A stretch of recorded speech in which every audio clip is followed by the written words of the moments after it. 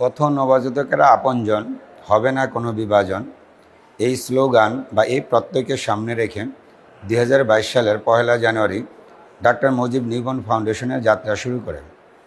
যদিও এই কার্যক্রম শুরু হয়েছে আরও 10 বছর আগে, অর্থাৎ 2015 সাল থেকেই আমরা পথ নবজাতক নিয়ে কাজ করতেছিলাম।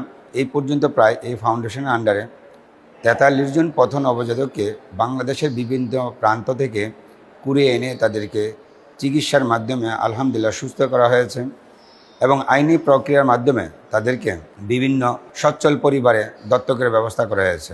এইরকম একটা দেশে, অর্থাৎ এইরকম একটা ফাউন্ডেশন আসলে খুব একটা গর্বের বিষয়, কারণ পৃথিবীর কোথাও এরকম কোনো ফাউন্ডেশন নেই যারা শুধুমাত্র পথ নবজাতকদের নিয়ে কাজ করে। আপনারা জানেন যে 12 এপ্রিল বিশ্ব পথ শিশু দিবস। ওই দিনটিকে আমরা পথ নবজাতকদের জন্য ডেডিকেটেড করার জন্য আমরা সরকারের প্রতি আহ্বান জানিয়েছি এবং এ উপলক্ষে আমরা বাংলাদেশে একটি পথ নবজাতকদের জন্য নিউবর্ন হাব তৈরি করার জন্য আবেদন জানিয়েছি। নিউবর্ন হাব তৈরি হলে বাংলাদেশের বিভিন্ন প্রান্তরে যেখানে রাস্তাঘাট, ডাস্টবিন বিভিন্ন জায়গায় নবজাতকদের ফেলে রেখে যান, এর অবস্থান অনেক উন্নতি হবে। কেউ নবজাতককে ফেলে যেতে হবে না।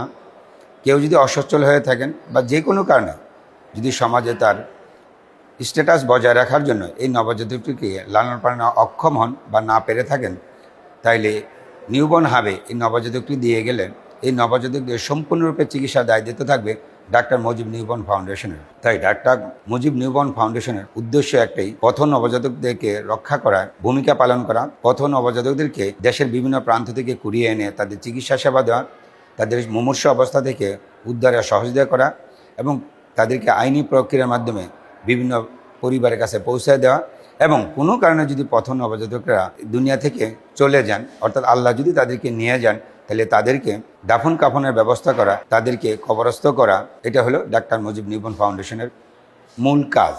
অতএব ডাক্তার মুজিব নিউবর্ন ফাউন্ডেশন আত্মমানবতার সেবায় পথ নবজাতকদের জন্য কাজ করে যাচ্ছে, কাজ করে যাবেও ভবিষ্যতে।